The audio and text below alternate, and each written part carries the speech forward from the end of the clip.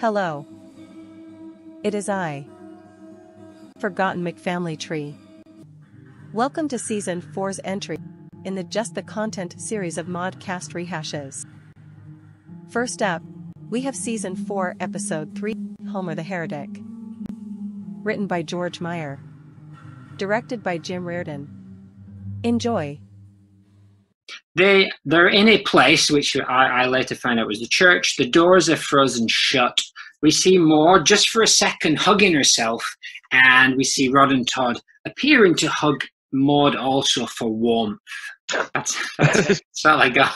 That's all I could get out of that 1 second clip. The only thing I have to say about it is that she's cold. They're all cold. They're all cold. But here's one thing I did. If I was going to bring up the other week. She was sat in the car in the freezing cold while Ned was dressed up in all the clothes he had, whereas Maude was sat on the inside. However, they could have had the heater on, couldn't they, I guess? Could have had the engine on. Yeah. All right, moving swiftly on. They did have the candle. Moving swiftly on. That's the shortest clip we've done so far, but you know. It's all we do long and short here. We don't hold no grudges.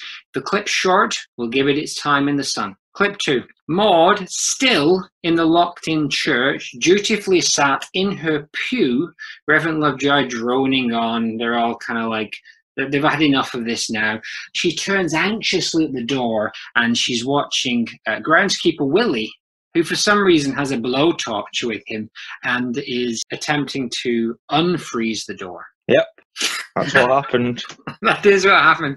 And I guess the only thing I had to ask about this is, why does Willie have a blowtorch with him in church? I think it's just because he's the groundskeeper, so I think it's because he's, I imagine it's likely that he's got his tractor out there with all of his tools in it, but I don't know why he's got it specifically on him, because he can't get out to the tractor to, maybe it was the church's blowtorch. It's possible. And also, just for basic fire safety regulations, there would be another door somewhere. So, yeah. I don't know. Maybe. There's several doors, but there's also a lot of glass windows that they could smash. But there wasn't a fire, was there? Everybody was just cold. Sure. Maude's just getting on with it. She's not front and centre making a scene. She's just, again, she's very, very reactive. She's just, oh, well, this is what's happening. I guess I'll wait it out. Oh, well, these events are unfolding in front of me. I should just continue to sit here and let them unfold without interjecting myself into them in any way. There's nothing Maude can do here. That's almost true. I know Lovejoy said she had no catchphrases, but if she were to have one, maybe it could be. There's nothing Maude can do here. Yeah, that basically sums up, I'd say, about 60% of her appearances. She's a passive character. She's not an active, responsive character, unless it comes to something she's passionate about, which is usually other people enjoying themselves. I guess so. So Maude opens the door, and Maude looks towards the door to see Willie trying to blast it with his blowtorch. And we go to clip 3, still in the church. And we, for those of us only watching the clips, we find out that Homer's decided not to go, which I guess is the heretic part of it. Although, a lot of people don't go to church, but did he? Maybe he said some other stuff, I don't know. But anyway, he's decided not to go. Willie gets the doors open, and Maude's like staring intently at these now. Everyone's leaning in. They can see the doors are just about to be open, and they've been in there for, maybe upwards of 30 minutes or whatever. So the doors open, the icy cold snow blasts in, and they all start moving towards the door. Maude's nowhere to be seen. Maude does not appear in that view of the church, nor does Ned or Rod or Todd. Now I counted, they're about 3 rows from the back, so they got a good vantage point right on the edge. Nowhere to be seen. What's going on, Nathan? I would say the Christian thing to do, and I think Reverend Lovejoy mentions this, and he says, please Christians, don't push.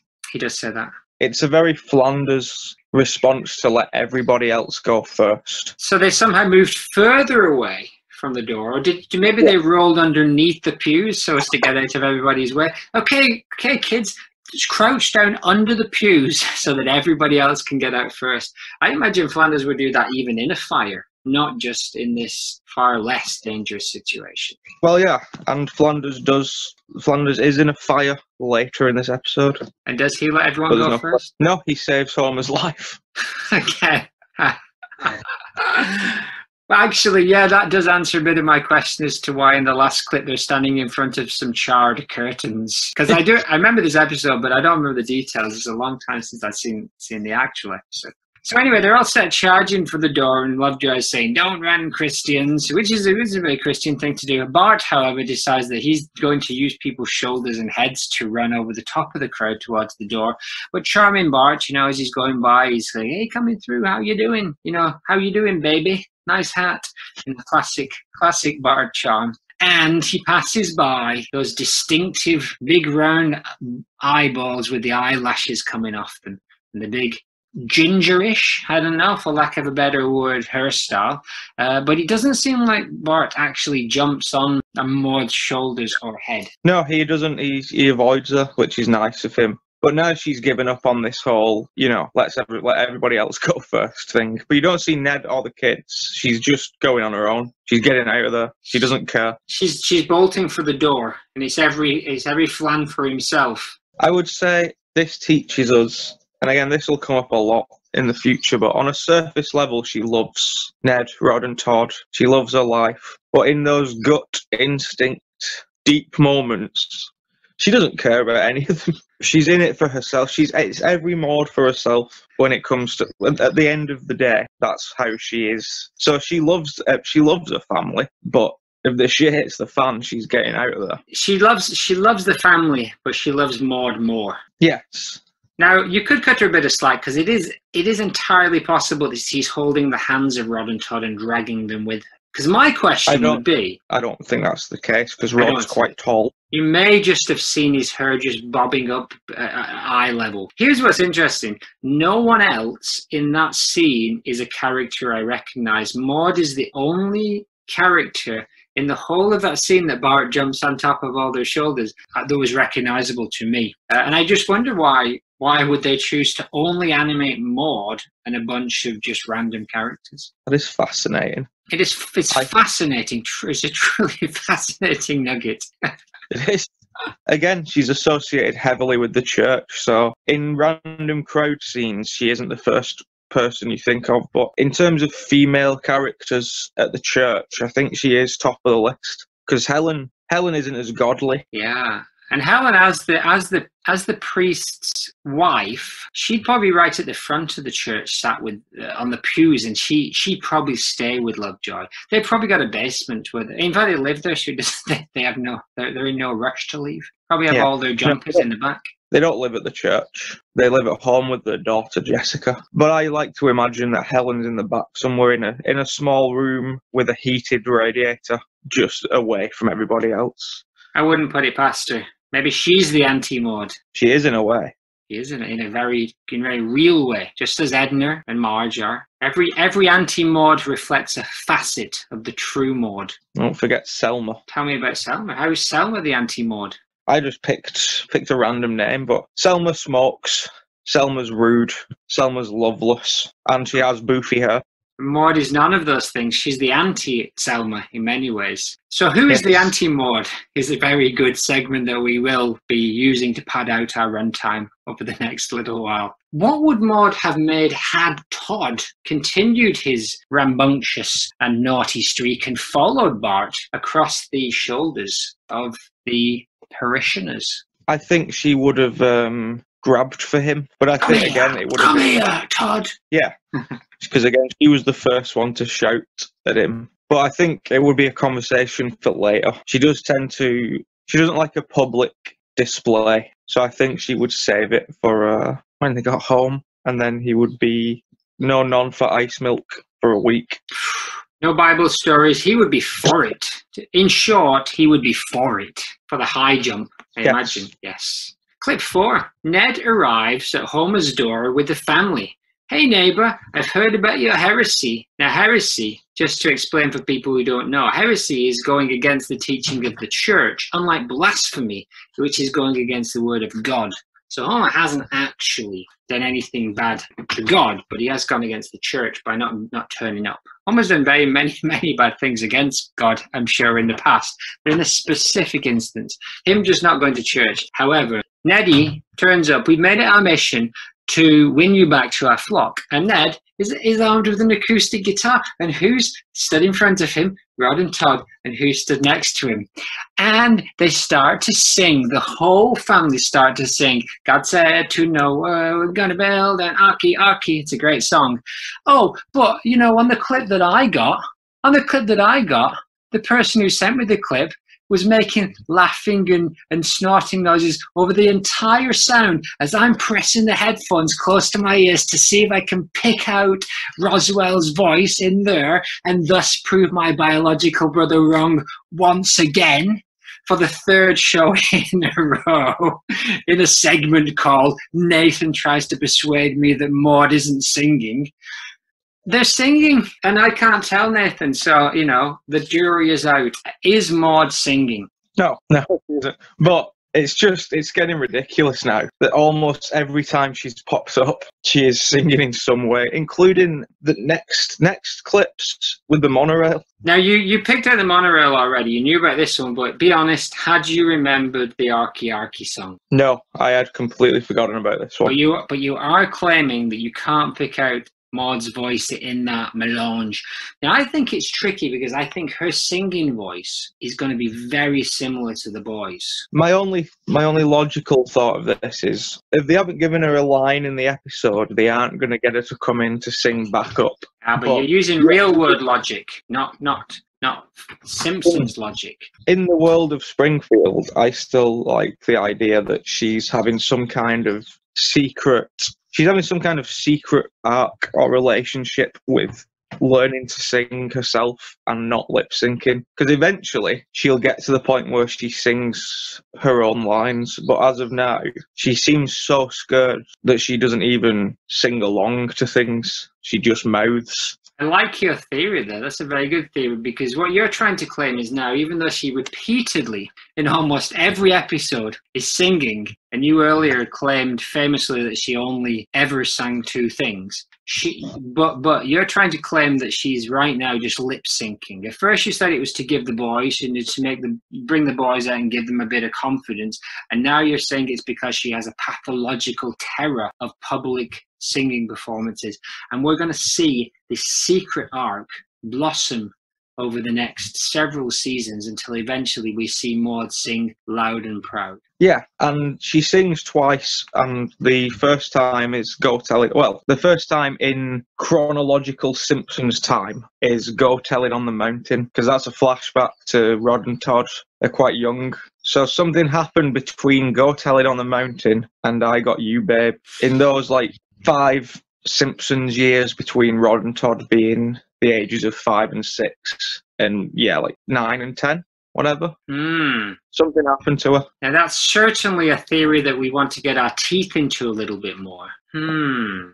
Yeah, we won't get till that episode. That episode is season 29. Oh, good Lord. So we won't be there for a while yet. And so, whether or not Maude was singing, we have to move on. The jury's still out. So they track Homer down to work and they harass him with singing over the phone. And we hear them singing in the background. Again, hard to tell if Maude's involved. And then they track him and follow him home, follow him on his way back home. And they're driving next to him in the car. And Maude has the freakiest Donald Duck face I think I've ever seen. And Rod and Todd have this wacky, gleeful look, and they're shouting, "Get those animals out on the Arky Arky!" And it's full-on cult.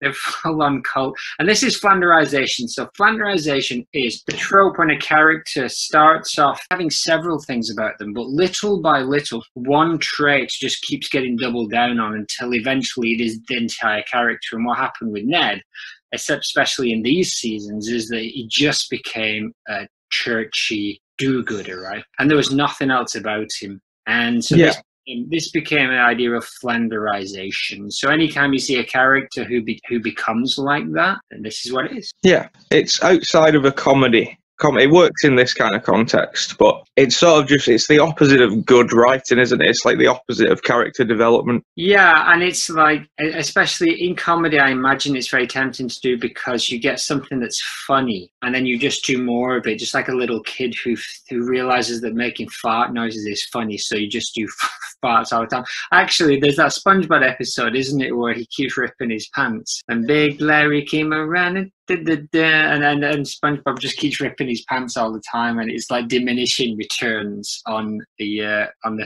pants ripping hilarity. But this is when it happens to an entire character. Yeah, no, I remember that. I thought you were going to say it was just like his vocabulary, but yeah, I've heard that. I've heard that before. I can't think of any examples on other TV shows. Maybe like The Office with characters like Creed, where they started out kind of normal and in the background, and then by the end, Creed was just the most manic kind of character. They really played up that he was super mysterious and kept having all these little things going on, and I think that's a bit of a trope. And TV tropes is awesome, right? So you can go after, and they've got a name for everything. So there's all these kind of like splinters of this Flanderization when a character is developed in a certain way, blah, blah, blah. But my question was, do you think that Maude became part of Flanderization, or was she not given that much TLC? Did they not develop her enough to even become Flanderized? No, I think she kind of, because again, Flanders was around in season 1 and a bit of season 2 before Maude showed up. And like I said at the beginning, he isn't very religious. Like the first episode, the Christmas special, you see Ned and Todd. It's just sort of about them having a better life. Sort of similar to the to the Leftorium episode. Yeah, he was just there at first to show that Homer's life was not as good. And the religious stuff didn't come in till after Maude, because Maude comes in the golf game, which isn't that religious, but they are praying at the end of it. So they've already set that up for her. So no, yeah, she didn't have chance to get Flanderized. No, but she essentially became the only thing that people would know her for, other than her T-shirt related death, spoiler alert, is her protesting and her churchiness. Maybe she's just a one-dimensional character that didn't live long enough to get Flanderized, but who knows? So they're chasing after them, and Todd or Rod, one of them, shouts, "Dad, the heathens are getting away!" And so it turns into a car chase, and the funky music comes on, and Homer goes under the train, and the Flanders somehow manage to jump through the carriage of the train, through the open doors of the freight train, onto the other side. And I remember this tickled you because you send me all of the clips from your phone, right? So I get all the background noises and reactions. It's like a laugh track. And The Simpsons doesn't have a laugh track, right? So that's good. Yeah. And what would Maude, good Lord, what would Maude have made of this? So, episode after episode, we're talking about how they're risk averse and don't like to gamble. And it's hard to say this isn't a gamble with their lives to just get Homer to go back to church and save a soul, but to actually drive your car that recklessly with your entire family in it. What's Maude thinking? Yeah, again, we're going to have to, because she doesn't speak, so you don't hear her shouting, like, "What the hell are you doing?" or anything like that. So she's in on it. She's part of it. And again, I think it comes back to her lust for death, or just sort of some kind of, this is how she lives. In these moments, this is how she truly lives. And the same with Ned. You see Ned go through phases of, like Vegas. Like he'll go from being buckled down to doing like the crazy, because let's not forget that he does marry another woman whilst he's married to Maude. But she dies before she finds out. Rod and Todd find out eventually. The wife returns, but Maude never finds out. My goodness. Yeah. When they jump through the train, he could have killed his entire family. That's what made me laugh. Because we've got the depth, right? We've got the depth of the context. To the average watcher, it's just Flanders doing a funny jump, but to us, it's Maude. Our whole reason for watching this show, right there in the very hands of Flanders, living on the ledge beyond the edge and jumping through trains. And Maude, God bless her, rather than losing her shit at Ned and forcing him to stop the car and saying, "Enough of this madness," she's just gunning for it. Go get him. Now I know, they're evangelical and they want to save that soul, but at what cost, Nathan? At what cost? And it's leading me to think that maybe she saw those T-shirts coming. Maybe she walked into them and thought, "I can handle this," and she couldn't. I think so. It's like Phil Anselmo from Pantera when he decided that he could handle hard drugs. And then he realized he couldn't, and he said, you know, after that, all I did is I just had a bottle of whiskey and went to bed, you know. Maybe she is like the lead singer of Pantera in this respect, and she thinks she can handle anything the world's got to throw at her, but she wasn't, I tell you, she wasn't as lucky as Phil. Phil came back from his brush with death. Not like Dimebag Darrell, but Phil came back from his brush with death. Maude, however, did not. She fell that 20 meters or so, and her back and neck and skull were all crushed. We were all crushed and broken at the bottom of that cartoon stadium. However, moving on, let's not dwell on those dark times that are to come. So they chase him, and they eventually, you know, they track him down, and then Homer jumps off and ends up in a garbage thing. But we don't care because Maude's not in that bit. We could imagine what she's doing in the car, but we also know she's alive with glee. This repression, it's repression, isn't it? She's repressed that inner feeling through her religion. It doesn't mean her religiosity is not real. It just means that she's repressed that wild side of herself so much that it's only through allowing her husband to risk her children's lives that she can feel that spark. My goodness, it's quite a roller coaster ride considering she's just a minor character. I mean, she's definitely been in more life-threatening scrapes in the last season than I've been in my whole live-long life. Yeah, and she's always, again, there's a relationship with death and Maude from sort of very early on. Maybe this is our first example of that. There was a few times where it came, you know, she was close already and she survived, which led her to this false sense of confidence that she would be fine when she saw the T-shirts come in, and she thought, I'll be okay. Now, you can't see this, listeners, but I'm shaking my head, not in disagreement with Nathan, but in disbelief at how Maude lived her life. Because, I tell you what, you can only laugh in the face of death so many times before death laughs back. Clip 5. Okay, so this is the carrot curtains. So they're stood in front of a bunch of carrot curtains that are all charred and have clearly been set on fire. Homer says, I'll be there in the front row center. So I'm reading into this that Homer's, you know, been persuaded by whatever reason. It's unimportant. It doesn't matter what. It doesn't matter that Ned, as you suggested, may have saved his life. But it's irrelevant because we're only interested in Maude. So Homer goes back to church. And of course, Homer Simpson, he's just fast asleep in the church, which I imagine is how the episode started. We see Maude sat right next to him with a icy, stone-cold look on her face. She is no fan of Homer J. Let's put it that way. No, he's basically fallen asleep on her as well. Not quite.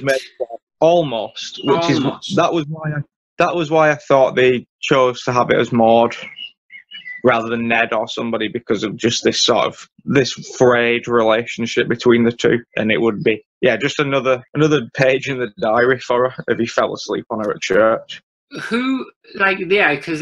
Which character would accept this without making some kind of reaction? You know, if you'd had Moe or Groundskeeper Willie, you can imagine they would have attacked Homer.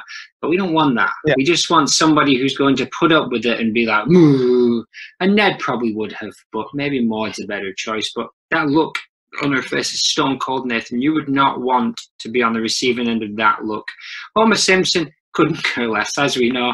He has no regard whatsoever for Maude Flanders unless she's got her busty boobs showing, in which case he's going to slabber and blubber all over her like the dog he is. Yes.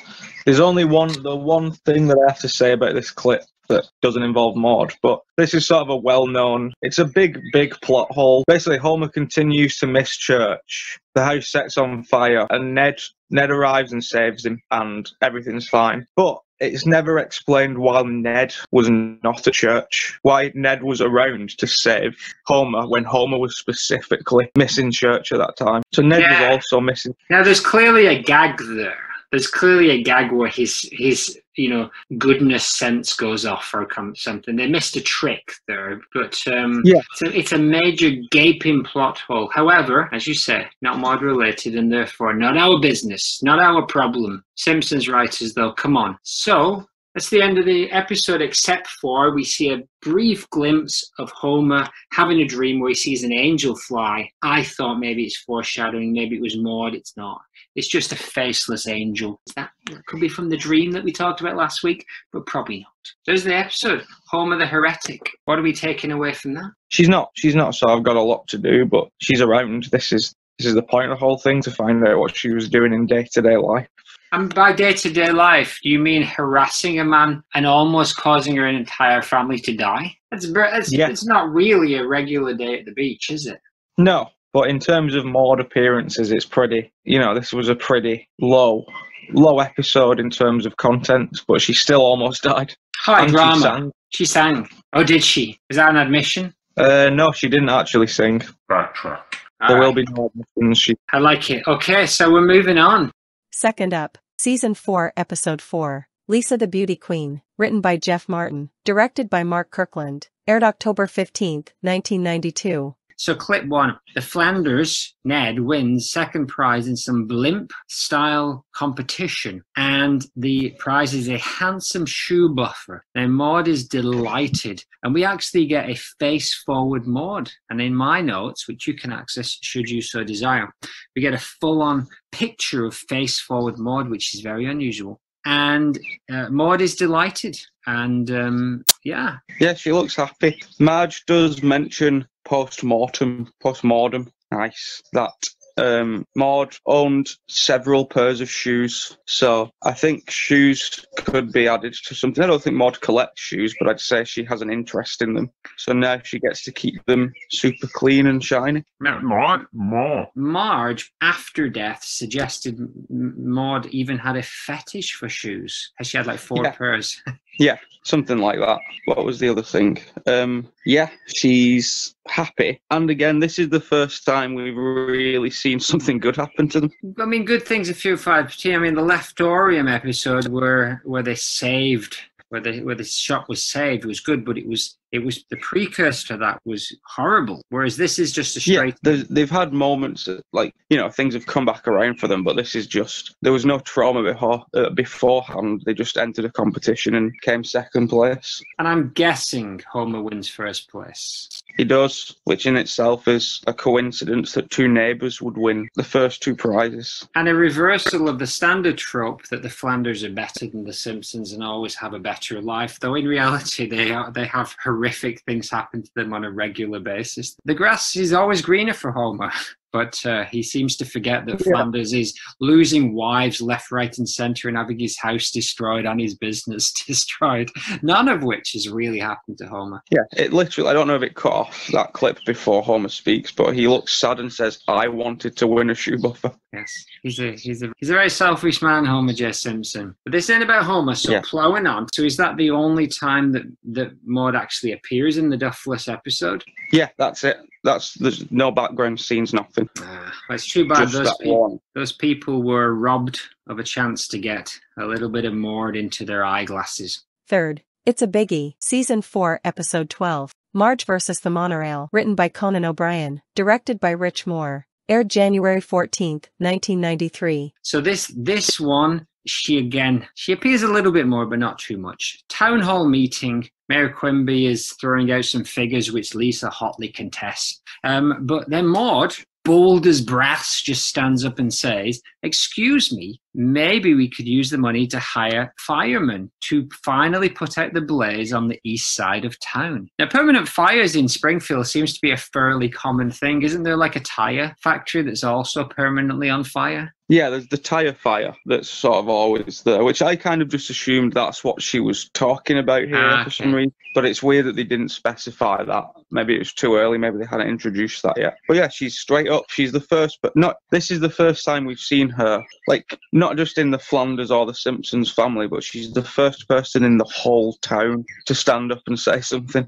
She has that bravery at times. You know, for all of her quietness, she doesn't seem to be against speaking out whenever she feels like it. She has the confidence, and she's unshaken by Homer's attempts to put her off by yelling boring at her. Oh, Homer just stands up and shouts, "You're boring," and there is just no reaction from Maude. She just totally blanks him and just ignores Homer J, as she is, as really, that is the best course of action. She ignored him in the last episode when he fell asleep pretty much on her in church. She ignored him, or tried to, when he wished evil on them after that chicken bone incident. So it's probably the best course of action, really, with Homer. However, it then cuts immediately to Mr. Schnurub, which, you know, spoiler, is Mr. Burns with a mustache on. And the only thing I could say about this is, first of all, was there any resolution to Maude, or did just Homer just shout her down and then she sat down with no more conversation? And second, yeah, that's it. That there's no her idea isn't taken any further than that. To be fair, they are distracted because Marge has an idea that they almost all vote for, and then they get distracted by the arrival of Lyle Lanley. But that's several minutes or seconds later. She stands up, she says a perfectly reasonable request, which she's ignored by everybody and shouted down by Homer Simpson. And I can only imagine she sits down. What's going through her mind, what's on her face when she sits down, having just stood up, thrown out an idea, and then just been shouted down by her horrible neighbour. And then everyone just moves on as if she didn't say anything. Yeah, nobody comes to her defence. Nobody does anything to help her. So she just... Including Ned? Yeah, I think that's the sad part about Maude's life, is that this is just something she's become adjusted to, and she just thinks... I don't think she takes it personally. I think she still thinks, well, that was a good idea, but, you know, they're going to go with something else. And she's also clearly on board with the final idea, so... Oh, yeah, she's persuaded, as are the rest of the town. But the other thing is, she sees Mr. Schnurb. Now, she's no fool. She knows it's Mr. Burns, and she sees him in his true wicked guise after seeing him. The last two times she's run into him, he's really been a saviour, especially when he dropped like almost 200 grand on them in the leftorium. Yeah, this is the first time she's really seen him try. But again, she could naively believe that that's not Mr. Burns. Yeah, I'd like to think smarter than that. Exactly. She ain't just some comic foil. But anyway, so she stands up, gives a good idea, gets shouted down, and then sees this monster step up and try to take the money. But then very quickly, she, as the rest of the town, are persuaded by Lyle Lanley to invest all of their money in this monorail idea. And as Bart says, "Sorry, Mom, the mob has spoken." And then in true Busby Berkeley, like Hollywood style, they storm onto the steps of the town hall, and they march down in sync.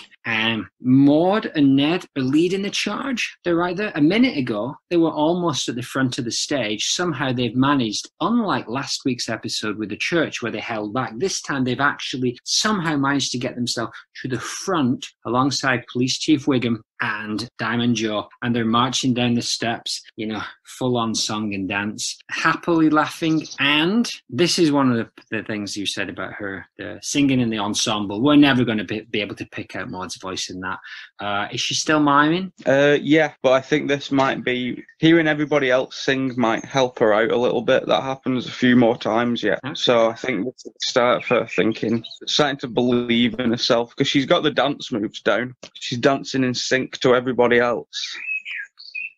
Absolutely. It is interesting that after this, you don't see her at the monorail, like event, and you don't see her on the monorail. This is the last time you see her in this episode. Now we gotta give the Simpsons camera crew some, a little bit of slack. They might not catch everybody on camera, so it is possible that Maude was just slightly off camera. But also very possible that once again, she really put her weight behind something and then didn't show up. That seems to be a little bit of a trait for Maude as well. My theory was that she felt a little bit swept up.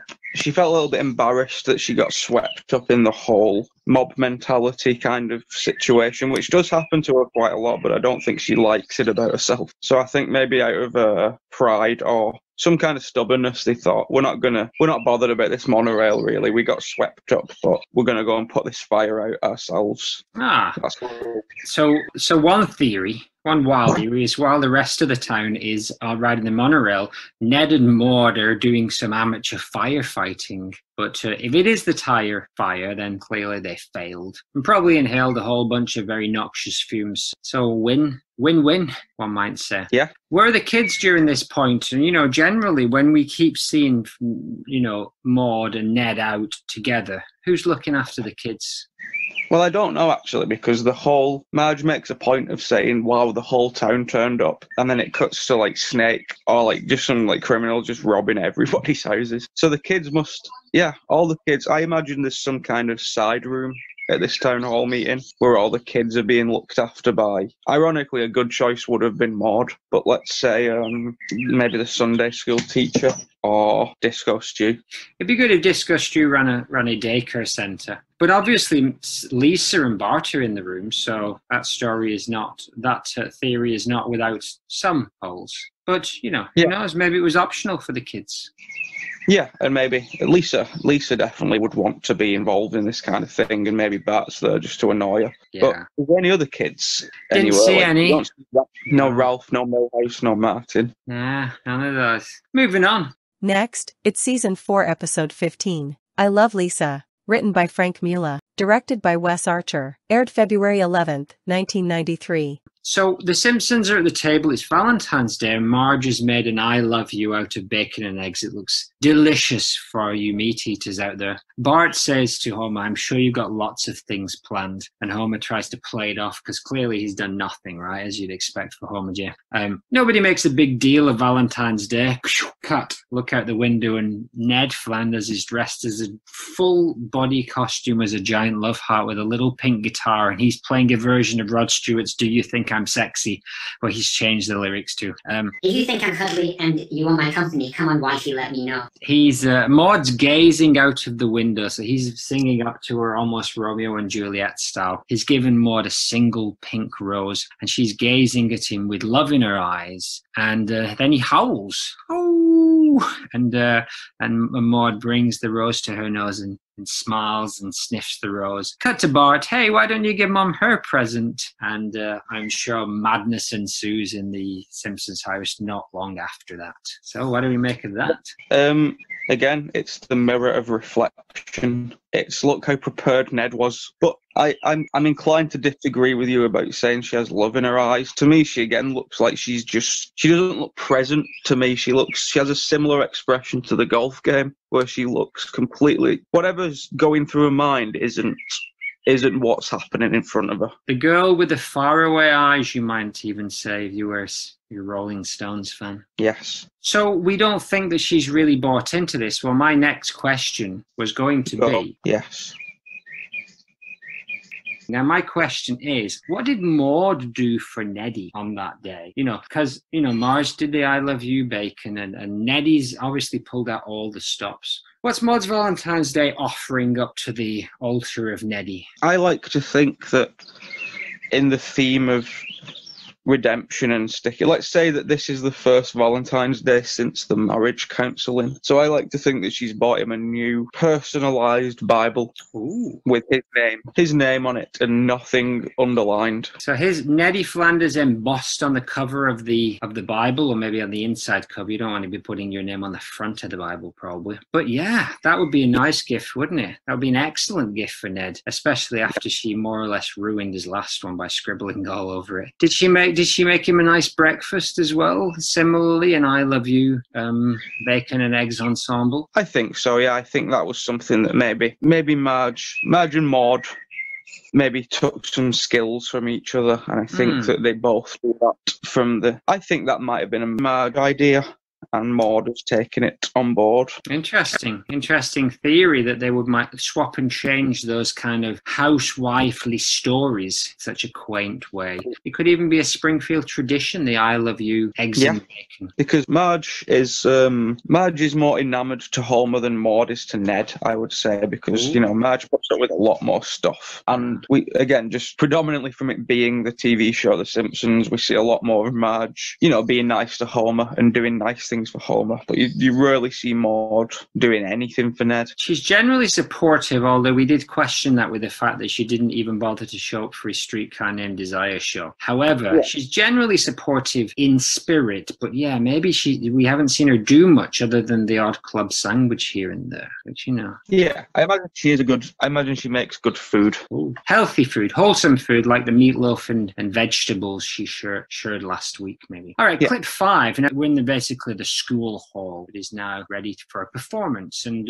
Principal Skinner comes up and he says, you know, welcome to the theatre for a night of entertainment and picking up after yourself. Haha, they obviously think that's some kind of joke, so they come back to the audience and there's tumbleweed sounds and people coughing. And that's where we see Ned and Maude and Police Chief Wiggum again next to each other for the second clip in a row. Nobody else recognizable in the audience other than those three. And the drawings of them are, I could only describe it as amateurish.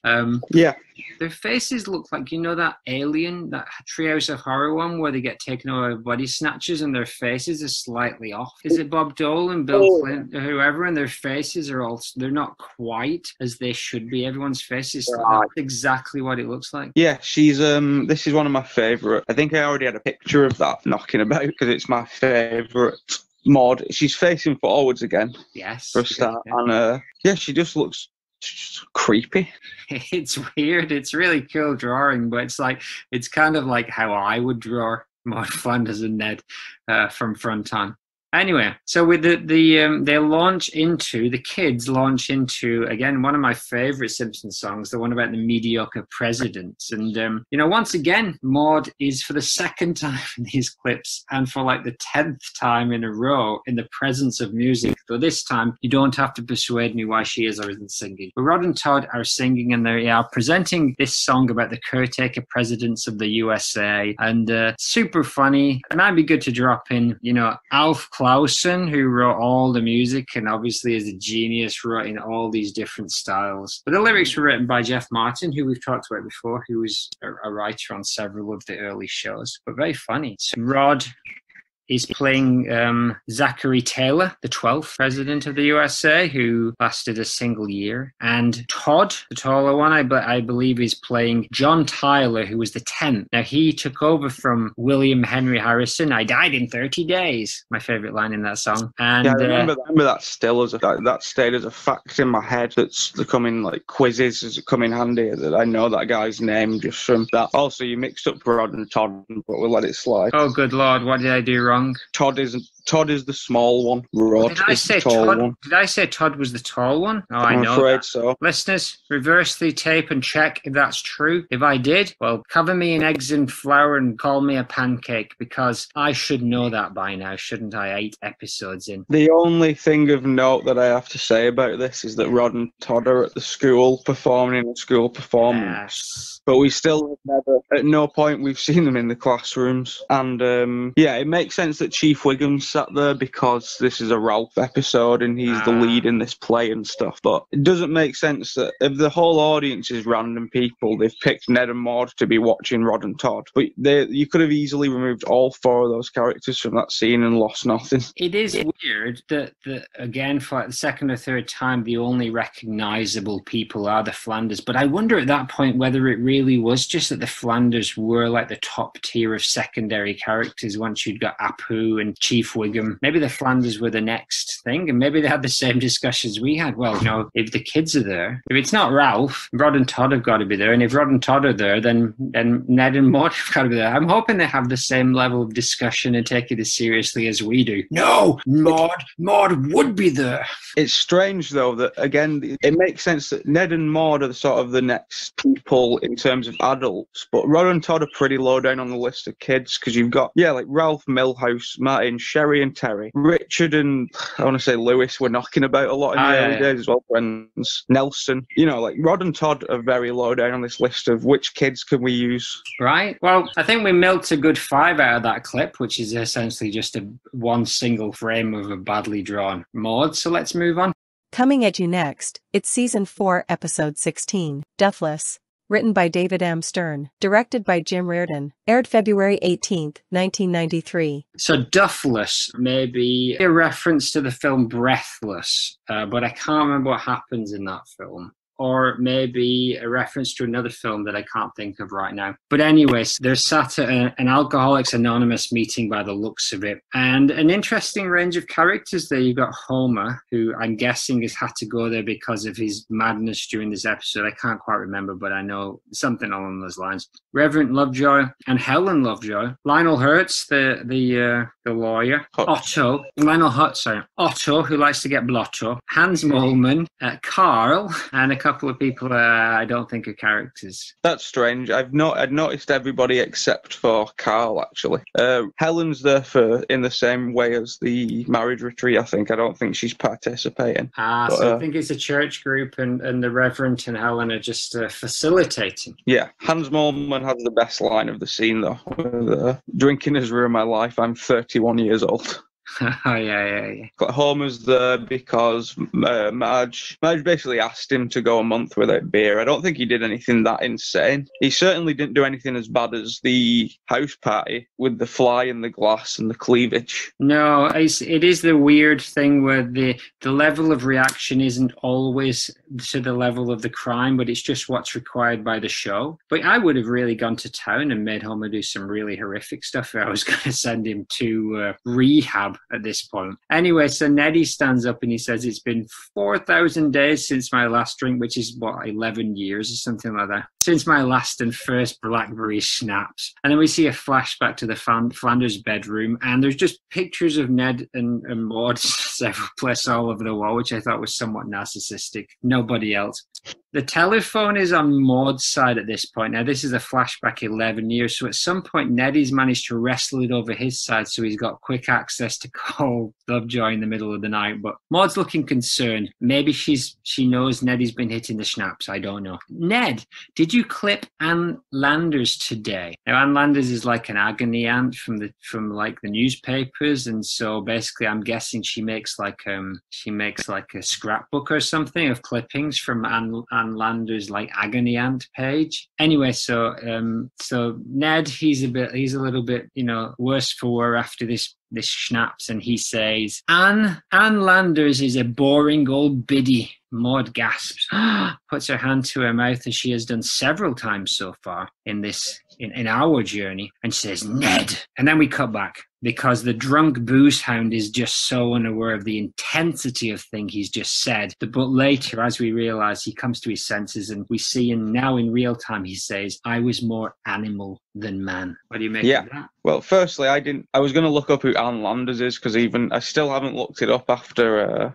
29 years or whatever of watching this episode. Well, I've got some Ann Landers facts. So when you finished going through the scene, I did look it up because I somewhere in the back of my head I knew that Ann Landers was either a TV show host or like an agony aunt. So I looked it up. I got some pretty fun facts about Ann Landers for you once you've had a go at this. Nice. I kind of assumed that it was a TV show they were talking about, which I always thought it was a weird, choice of phrase when she said, did you clip Ann Landers? I always thought it meant, did you record an episode? And I just thought it was sort of a weird Fargo sort of word, maybe.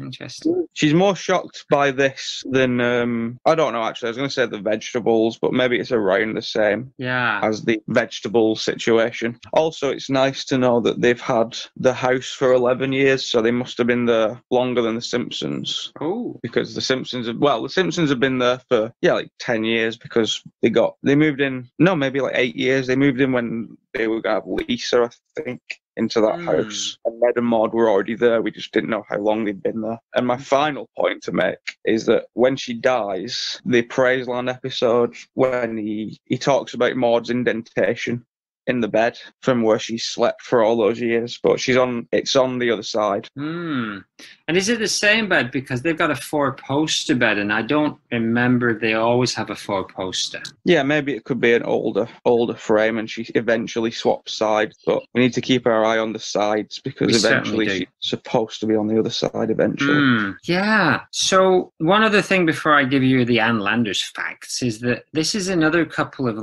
really cool and goofy drawings of Maude. I really like it when they draw Maude from strange angles and gasping, because they just don't seem to know how to do it often. And so her face just gets contorted into so last week it was like Donald Duck, and this one here, it's like, again, it's super goofy, I think, because she has that big overbite, or her top lip kind of comes out. So she kind of looks super weird from a lot of angles. They kind of just, again, I think it's because we're still in the early days of animation and stuff, that everybody sort of has, like, if you look on there's sort of a lot of screen caps online of weird looking Simpsons, you know, like mid-turn and stuff like that, and they just look weird, and they're all from, I'd say we're going to maybe start losing that next season. Hopefully not, but I think they get more of a grasp on how everybody looks. Trained up those new animators, because actually a while back when we talked about the t-shirts, Maude loves Nell. There's a theory that the L is actually a D, but it was not colored in very well, and so they cut off the curve of the D so it looks like Nell. Is that your theory? No, actually, bizarrely enough, that is something that when I started looking at it, I typed in Maude loves Nell, right? And it did come up, and somebody had made a comment on some Reddit page or somewhere. Don't have any more facts for you than that. All right, let me drop some Ann Landers facts on you. So essentially, Ann Landers was the name of a couple of pseudonyms of people, but the main one was a woman who wrote under the name from like the 1950s, essentially, all the way up until something like 2005 or something like that. So for like 50 odd years. And what's really weird is that she's like middle America conservative, which would make sense for Maude to like her. But through the 50 odd years, she threw out some really kind of like left field things. So for example, she was campaigning for homosexual civil rights from the 60s onwards, but at the same time denouncing it as unnatural. She was making cases for legalized prostitution and pro-abortion, but at the same time consistently giving people advice that was very conservative and about moral decisions and things like that, and self-responsibility and things. So it's a little bit weird, and I just wondered how Maude would have taken on some of those things. I mean, this is a person she obviously loved. She's clipping out on a daily basis, or getting Ned to clip out those clips. We don't have time to go into down this rabbit hole too much, but I'm just going to say one more thing. The funniest thing that I saw in the Ann Landers research that I did. In 1996, she informed her readers that they should avoid throwing rice at weddings because if birds eat it, they will explode.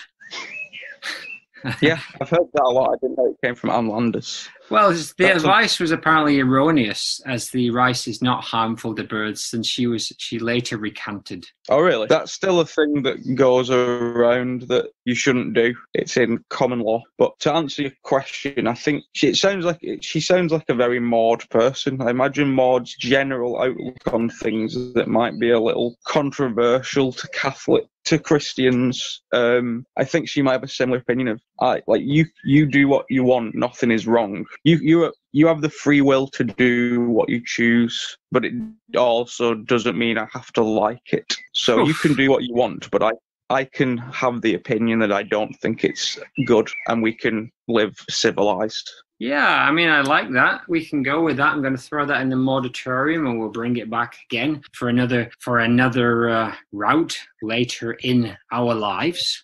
A little one follows this. It's season 4, episode 20, Whacking Day, written by John Swartzwelder, directed by Jeff Lynch, aired April 29th, 1993. Barry White, the singer, it's Barry White, right? Yes. Yeah. Barry White, the singer, is on Homer's lawn shouting hooray for snakes. Maude is kind of I couldn't tell if it was actually Maude because it was so fuzzy, but I'm going to take a stab that it's definitely Maude. She's over one side, not with Ned by the looks of it, and Rod and Todd seem to be over the other side, away from them, behind Krusty and Sideshow Mel, and some of them are waving sticks around because this is the episode where they have the sticks and they decide to hit snakes.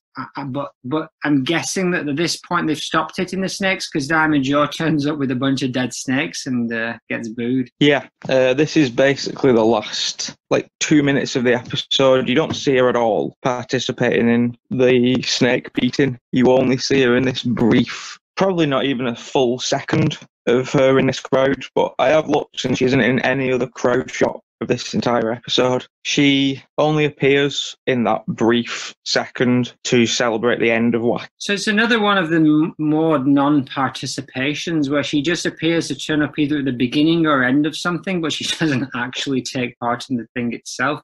Why does she do that? She just seems to do it a lot.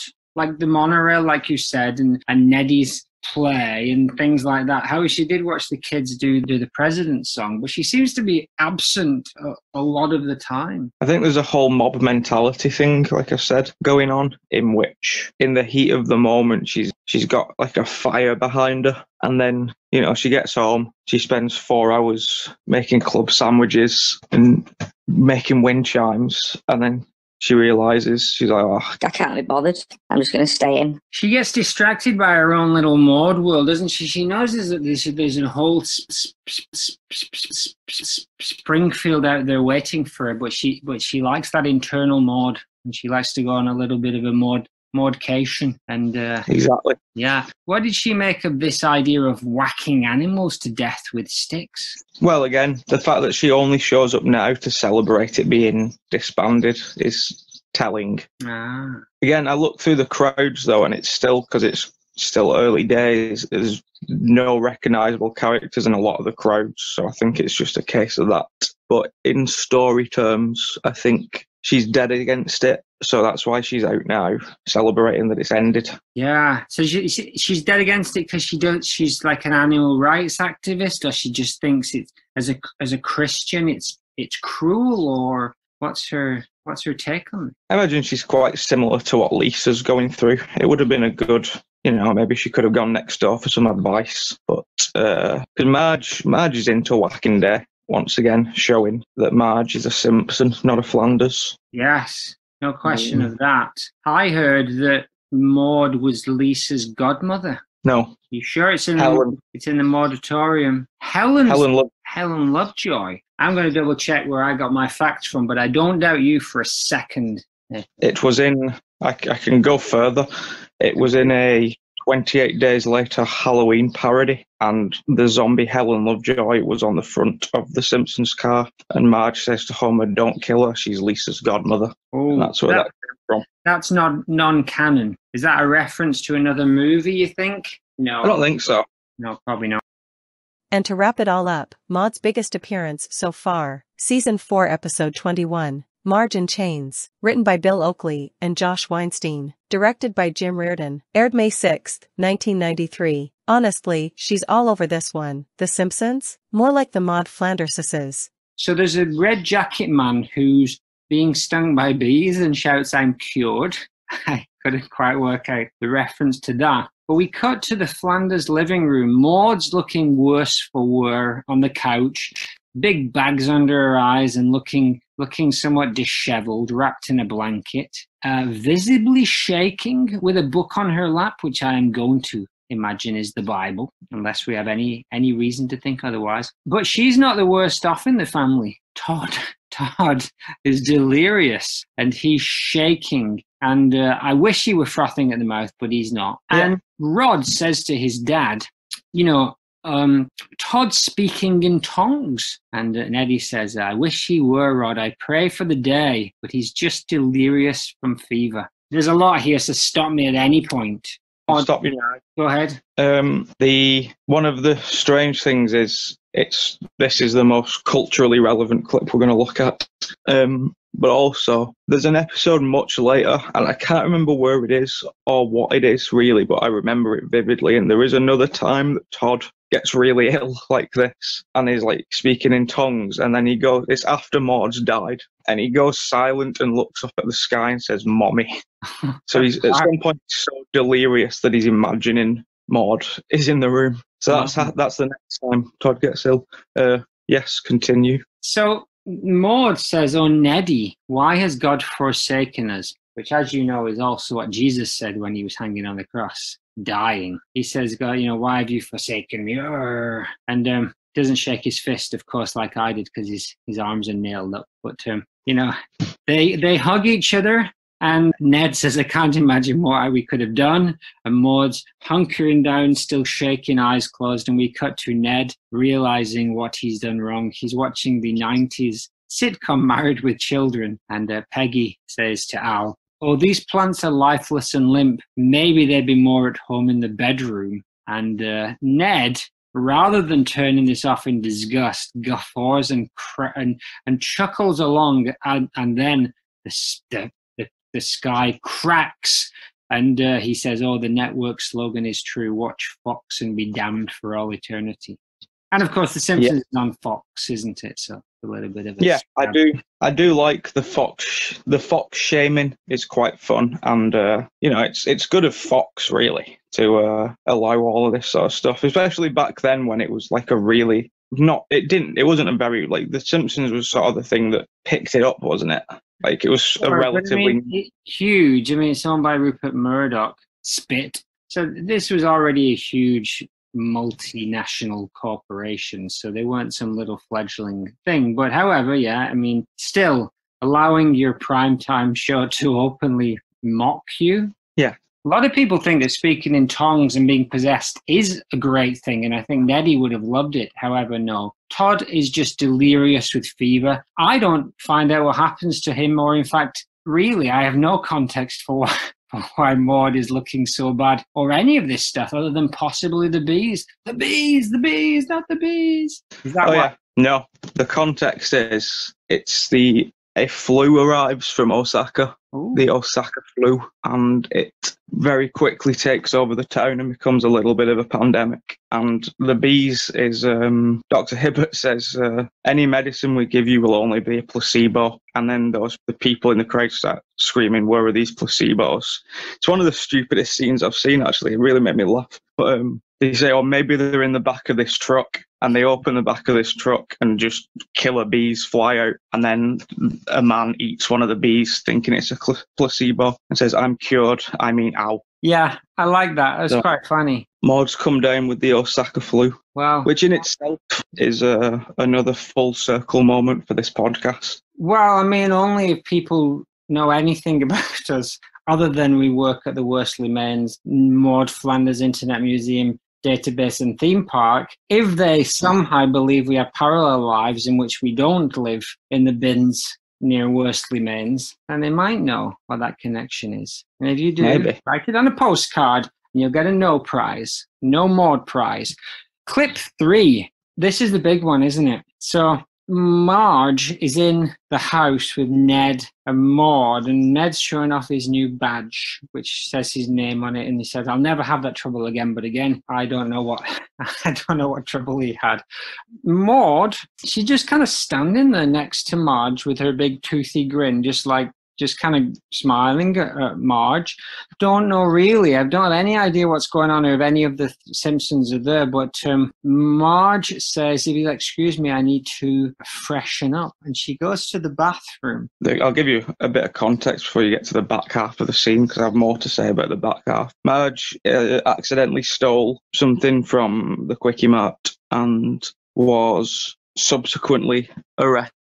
I think at this point the town knows and she's waiting to go to trial. I think Ned and Maude are trying to prove to her that, we're still your friend, but they also have no trust in her whatsoever and expect the worst. Yeah, that does make what happened in this scene less creepy. It's still creepy. Yeah. But without that context, it seemed incredibly creepy. Yeah. And so Maude follows Marge as she goes to the bathroom. Maude leans over to Ned and says, I'll go with her. We see Maude walking through the hallway with like these dead eyes and these limp arms. And there's a big stuffed owl on the wall. And if you know anything about movies, it's starting to look pretty familiar. She takes the painting down off the wall and peers through a hole into the bathroom wall, right, which is exactly like Psycho, the movie. And she's watching Marge, and Marge comes out. She's washing her hands. One of the little flower paintings on the wall is slightly askew, and Marge fixes it. And Maude gives the game away by shouting from the other side of the wall, just wash your hands and get out. Something along the line. Yeah. This is one of my favourite Maude scenes from start to finish, because I really enjoy the Psycho parody, which it's the third in like a close amount of time as well. This is the third like shot for shot Psycho parody in The Simpsons. Really? Like they did Maggie hitting Homer over the head and the whole shower scene, like Okay. shot for shot. And they did this, and they've done something with Skinner and his mum. And also Skinner's house is Norman Bates' house. Psycho killer Norman Bates. Very into Hitchcock. Yeah, I also like that this is Maude just being flat out rude. She doesn't trust Marge at all. She hasn't given Marge the benefit of the doubt of, oh, maybe this whole shoplifting thing must have been an accident. This is Marge. She's just thinking, no, this woman is scum. I'm going to follow her. I'm going to watch her in the bathroom, and I'm going to make sure she doesn't steal anything. She can't even handle Marge touching the picture. It fills her with so much visceral anger that she has to yell at her. Which does give the game away a little bit, because on the other side of the wall, where there's the painting, it says, God bless you, and the O in you just see Maude's eye poking through. Do you think Maude made that God bless you sign? I think so. The real question is, why was this already in place? Like, it's handy to spy on Marge in this context, but unless they went to the effort of putting all this together for this specific Marge coming around, but it also seems like they invited her around. Maybe trying to catch her out, but yeah, it is a bit weird because, you know, most people's bathrooms don't have stalls as well, right? So this is a bit dodgy because in the original Psycho, he's watching her getting ready for the shower. And there's a suggestion that maybe he's getting a little bit of a thrill out of it, especially if you see the remake. Do you know there was a remake of Psycho with Vince Vaughn as Norman Bates, where this was the controversial scene, I don't know if you remember, because Gus Van Sant, who made it, he basically made it scene for scene without changing too much, but in this one, he decided to let Vince Vaughn get a little bit frisky with it, and that was quite controversial. Whichever way you look at it, it's a dark parody. If you read into it a little bit more, you would be essentially looking at people weeing whenever you felt like it. Yeah, which is horrible. Yeah, I haven't watched the Vince Vaughn one. I mean to, because I enjoyed him very much in True Detective. I enjoyed him very much in Dodgeball. Yes. Thought he was terrifying. Yes, his best. And also, I had another point in that they've also remade it, haven't they, on a TV show, and I believe Rihanna plays the lady. Really? What's her name? You know the one. Can't the remember. shower lady. Yeah. Can't remember. Tippi Hedren. Tippi Hedren. Isn't that the actress? That's not the character's name. I don't know what the character. It was, of course, Janet Leigh. No, I don't care either. But moving on, this is some pretty dark stuff we've learned about Maude here. And Ned's obviously in on it. He knows that they're doing this kind of stuff. But still. He gives a nod. Sorry? He gives a supportive nod. He does, doesn't he? Now, we don't see any fallout from this. Maude kind of spies on Marge in the toilet. And we imagine she saw the whole thing, because she arrived straight after Marge did, which by itself is pretty gross. But after that, Marge just kind of grumbled in that kind of like that kind of noise she makes. And then the next thing we see is she's in court. Helen Lovejoy, no love lost, does the old drinky poos movement with her hand to suggest that people think that Marge might be a little bit of a booze hound herself. We see Maude sat directly behind the Simpsons family, looking pretty unhappy and glum. Couldn't quite get a read on this one. Yeah, I think they've obviously included her because of this is sort of, to me, the follow-up to the last scene, in that they obviously wholeheartedly believe she's a criminal and kind of want to see her brought to justice. Seems to be the theme of why I think they're there. Again, this sort of Maude darkness inside her. I think part of her wants to see Marge go down and these poor kids lose the mother, which in a horrible twist of fate happens to her own children. Well, there you go. Be careful what you wish for, isn't it? You know, are you suggesting that maybe in the same way that Homer wished death almost on Flanders, that all of this death wishing eventually found its place and it settled on Maude in Flanders? Yes. The other thing is all of the three most, except for the one, but the three most prominent Maggie Roswell characters, Maude, Helen and Miss Hoover, in this episode all really like nasty to Marge. Like, we have the Maude stuff, and then we have Helen doing this, and then there's a scene with it's like Miss Hoover and the Hibberts and someone else, and Miss Hoover tells him that Marge has webbed toes. Oh no, Dr. Hibbert says that, but Miss Hoover's there insulting Marge. So, I mean, the town turns quickly, doesn't it? Maybe it's a warning of mob mentality. That's the lesson we learned from the whole show. In some regard. But why is Maude looking glum behind the Simpsons family while Helen's on the stand? Because you would imagine she would be all in favour of this stuff. I get the impression that there's a lot of passive aggression between Maude and Helen. I don't believe they are actually friends, and I'm basing this off the fact that Helen isn't at Maude's funeral. Oh, yeah.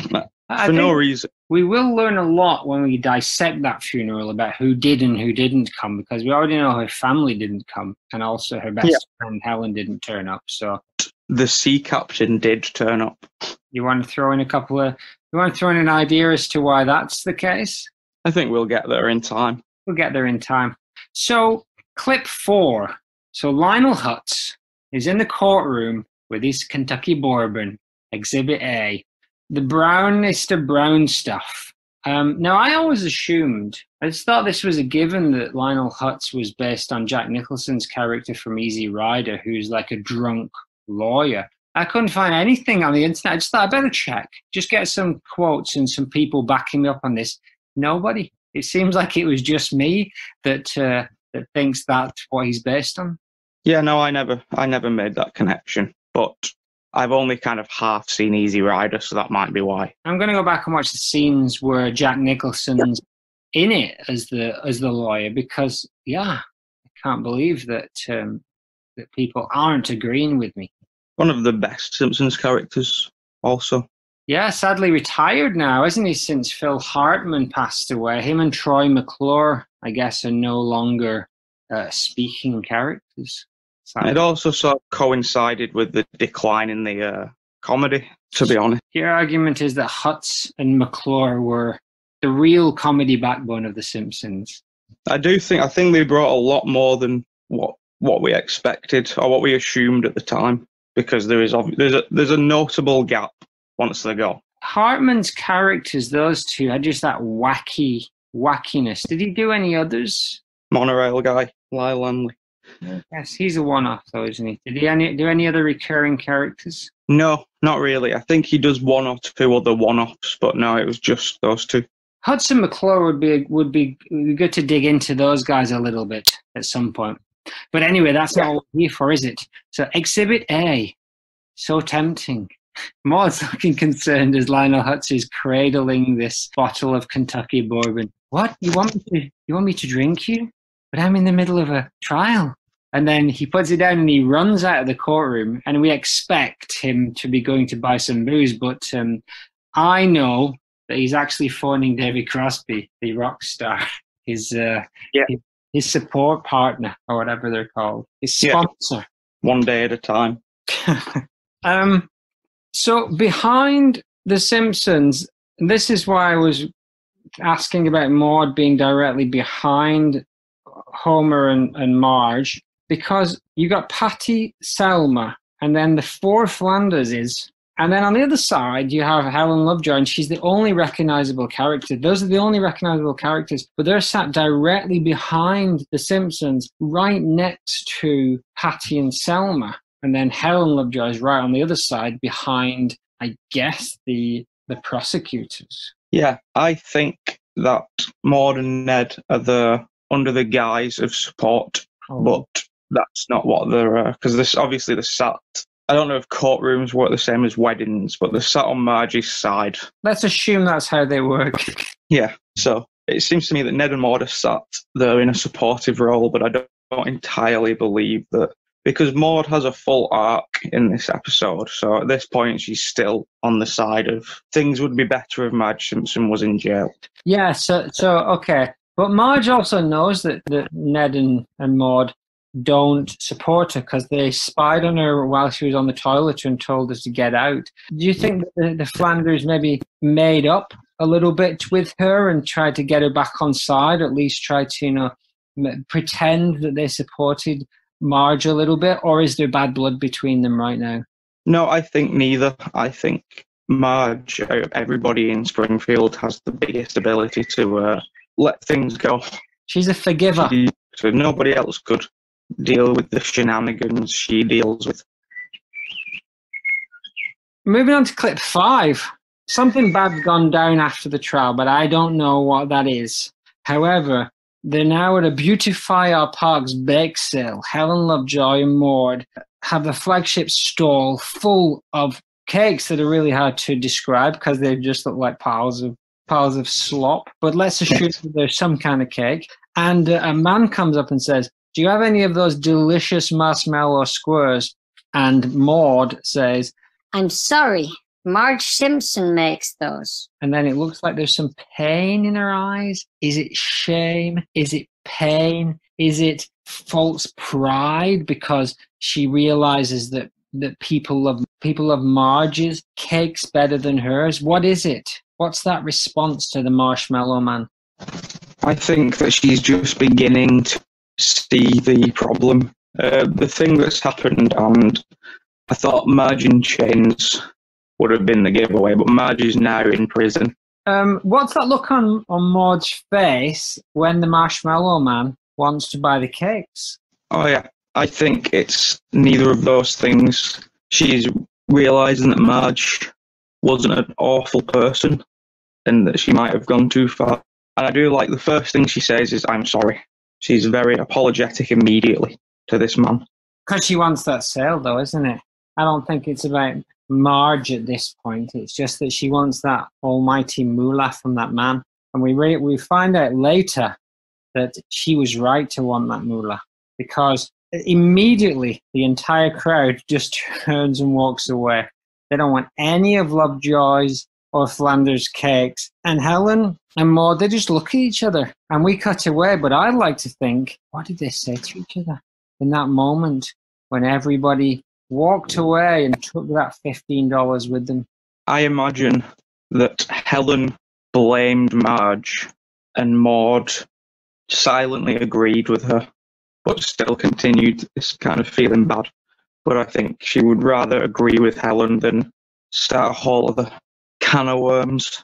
Yeah, I don't know. Who knows? It's clear that neither of them are ready to admit that maybe they're in the wrong just yet. But it's going to hit him where it hurts, in the wallet, because everyone leaves and we cut to some kind of park ranger who's counting the money. And he turns to some dude next to him and he says, "We're $15 short." That's exactly what Marge Simpson's marshmallow squares would have brought in. And we see Maude in the background looking on passively. Can she hear?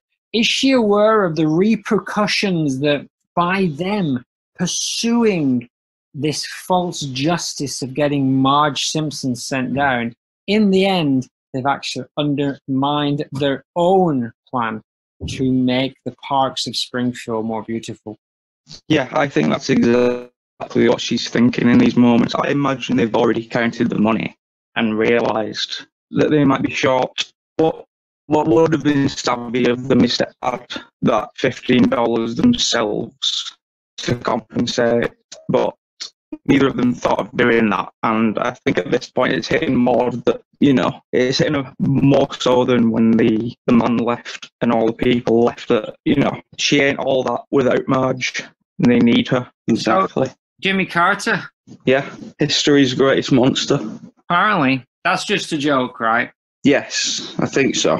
I hope so.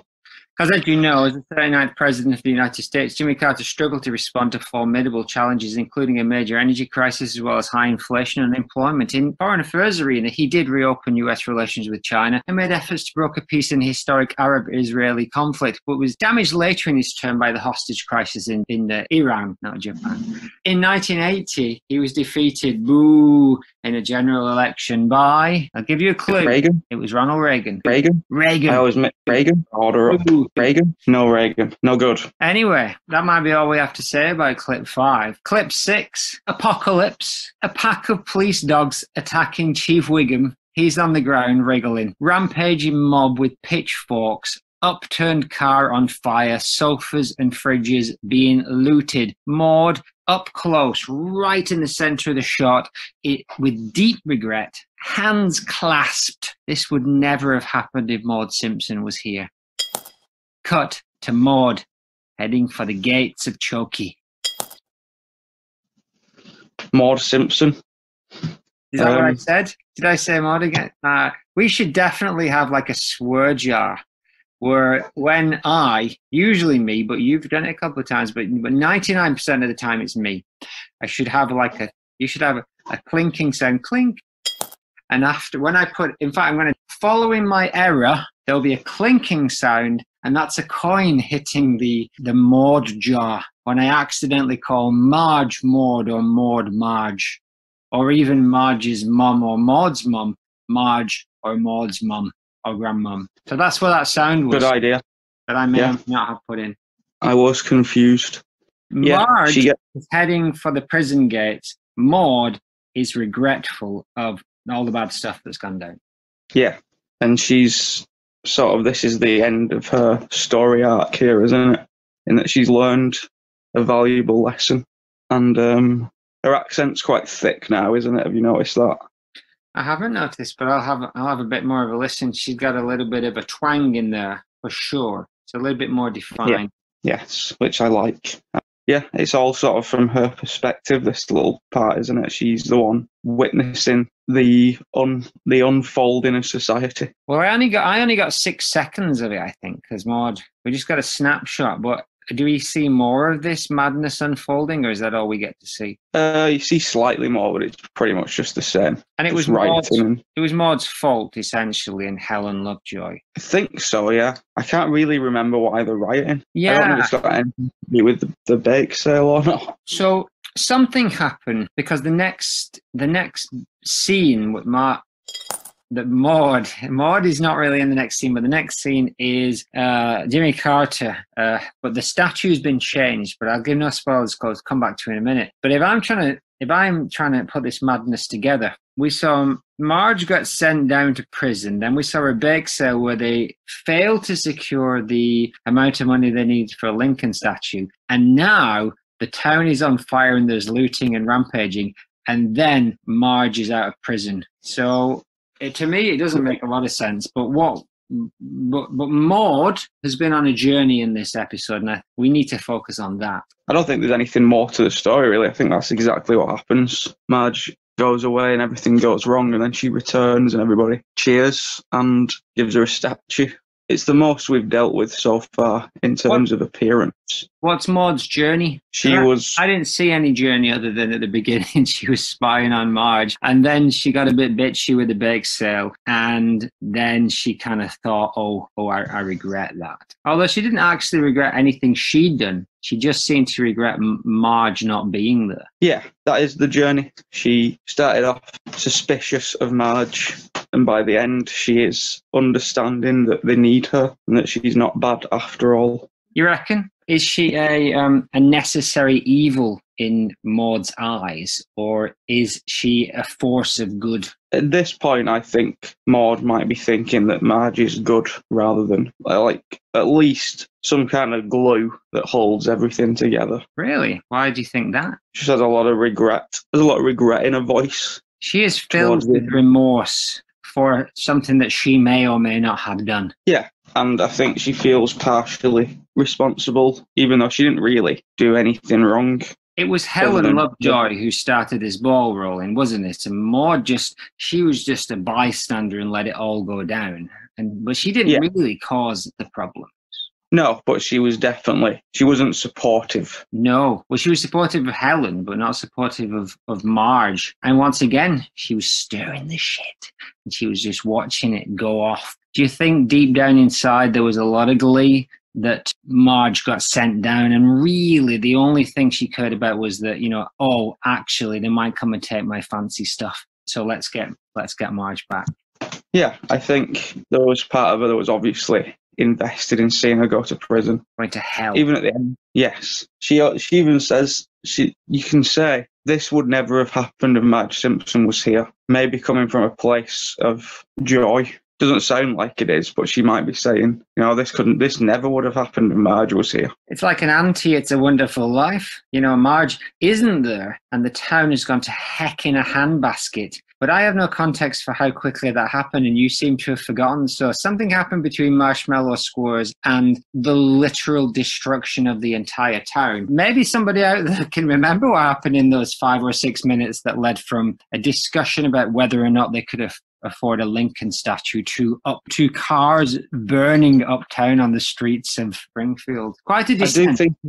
I think it's because of the statue. I think it's when the statue gets unveiled and they say he's history's greatest monster, and then they start just rioting, I think. So really, there's not a lot of depth to that kind of like regret of this wouldn't have happened if Marge was here. And as you seem to be suggesting, they could have just pitched in the $15. Maybe we're applying too much logic to this situation. But I like the writers to be like, all right, let's put a little bit of surrealism in there, but say, what if they'd thrown in the $15 and then bad stuff would have happened? It might be more interesting. But I think the writing's quite light at times, because I've just been watching Community, and I'm just thinking that Dan Harmon would have he wouldn't have just taken that easy bait if he was going to send Marge to prison. And I think similarly last time when we talked about Duffless, where Homer got sent into rehab for pretty much minor indiscretions. I think he'd taken Barney's keys and driven home and got stopped, but I'm pretty sure Homer drives drunk on a regular basis, and so it seems like a missed opportunity for some tight writing. Yes. Yeah. I might be wrong here again, but I think this might also be Conan. I feel like he was responsible for this one. All right. But he's a gag man as well. And I think, it's unfair to compare them 15 years earlier to Dan Harmon, who's known for being like the tightest story arc writer in the game. Yes. But unfairness is what we deal in here, So good. It's all for a game. Clip 7. Marge is back from prison, and I didn't expect all of this. Ooh. And there's all people's out on the lawn. Welcome home, Marge. Huge sign on the roof of the house. And Helen Lovejoy rocks up and says, "We never should have let you go. From now on, I'll use my gossip for good, not evil." And there's 3 cheers for Marge, and Diamond Joe says, "Here's a special treat we have for you." And they whip off the blanket off Jimmy Carter, put Marge's hair onto Jimmy Carter, and they change the plaque. And not quite sure how this would beautify any parks, as it's now in the Simpsons front lawn, and I imagine disappears by the next episode. Maude and Neddy are there on the lawn. No boys. I don't know who the boys are, but they're standing there on the lawn. Now, the first time they all clap, Maude doesn't clap. She's not. There's a clapping noise and a cheering noise, and Maude's just stood there motionless. Now, maybe she's in shock. I don't know. Maybe she wasn't ready for this. She needed a little bit more time. However, there is a second round of applause, and Maude she's in there. She's clapping, and her mouth is waggling up and down really strangely in time with the claps, but it's not just her, it's everybody. So there we go. Yeah. I did notice that she wasn't clapping, which is again similar to the golf game when she was the only one not participating and just sort of standing still and watching. But then, yeah, she obviously sees everybody taking Marge's side, and I think she would rather go along with the crowd in this situation than be the odd one out. Yeah, she's not doubling down and saying, no, I think, even though earlier when the town was burning, I wish that Marge was back. Now that those cars are not on fire, actually, I wish she was still in prison. I wish she'd stayed there for the rest of her life. And she's probably thinking that or something along those lines. But then she looks around and she's like, oh, damn, everyone's noticed I'm not clapping. So I'll clap along, but I'm not going to stop thinking that thought. You can change my actions, but you can't change my mind, Springfield. Exactly. I think that's how it went down. Yeah, I would agree. And seems like she's learned some semblance of a lesson on the surface, but maybe not. No. Maybe she's just playing up to the cameras. Maybe the real lesson is just be better. Just be better at evil. There is that line running through because Helen Lovejoy does say, I'll use my gossip for good, not evil. Now, does she stick to that? And if so, does Maude also join her in that? From now on, we won't talk smack about people behind their back. But if we do, we'll do it for good, which is not really gossip, is it? Yeah, no, that doesn't really happen. She just continues to drag everybody through the mud. Is there another example that you can think of where Maude's loose lips have sunk some ships? Not to this extent, but she certainly gets... This isn't the most sort of rude to Marge that we'll see her. Really? So spying on her in the bathroom and standing by while she gets sent to prison is not the rudest she's been to Marge. Well, I'm looking forward to that. Don't give me any spoilers. So that was it. Is that the end of Maude's season 4 appearances? Yeah, that's it. What's the Maude story arc then in season 4? You know, we've had, 5 or 6 appearances. What have we learned about? She's been around more in season 4 than she was in 2 and 3, I think. She's just sort of getting more fleshed out at this point, isn't she? They're adding this whole sort of layer with Marge that they've not really. They've had little moments, but this is the first Maude versus Marge, except for the statue of David. But even that was just one comment and then walking away. Ned doesn't seem to really have a problem with the Simpson family. It's more Maude that tends to be the one that's outraged. And I think we're seeing that slightly more. And to be honest, fairly justified in her anger and irritation with these clowns that live next door. And like you said, she'd probably get on best with Lisa, even though Lisa does go along with her shenanigans. Do we see much Maude-Lisa interaction? A small amount. I don't think ever just those two, but there's certainly times when Lisa's been around Maude. There's an episode where the Flanders pretty much get the Simpsons kids and Magaggy starts to go down that biblical path, but Lisa holds out there. There is just a difference in ideology about how life should be lived. You know, the Simpsons very much represent the lower middle class America of the go-getters and the relaximification, whereas Flanders represent a different side of America, somewhat more somewhat more invested in those 1950s ideals. Conservatives so love to look back at.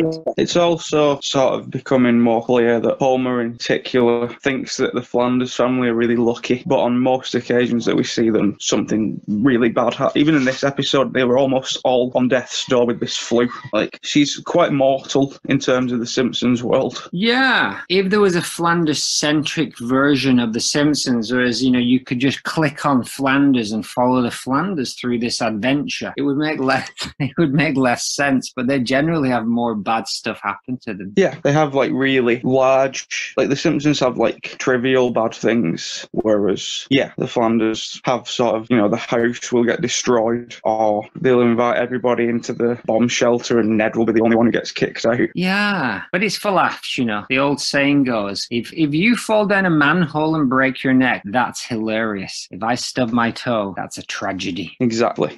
So, we didn't learn too much of Maude's arc. We got more Maude-centric episodes, but we didn't learn much more other than, she's a supportive wife and mother, but she's got that vicious and mean streak in her, especially for people that she doesn't like, and she'll stand by and let bad stuff happen to those people. And she's very security and safety conscious in that area, to the extent that she would drill a hole in her bathroom wall to peep at people. She's also supportive to an extent, but clearly there's some kind of line that she draws, because this season we saw her not turn up for the play that Ned was in, and not turn up for the monorail that she was singing about. We've assumed there's some kind of moral backdrop to that. It could have just been that Maude had a very busy evening, they couldn't find a babysitter. Who knows? But, you know, we'll keep our eye open to see if that's another trend.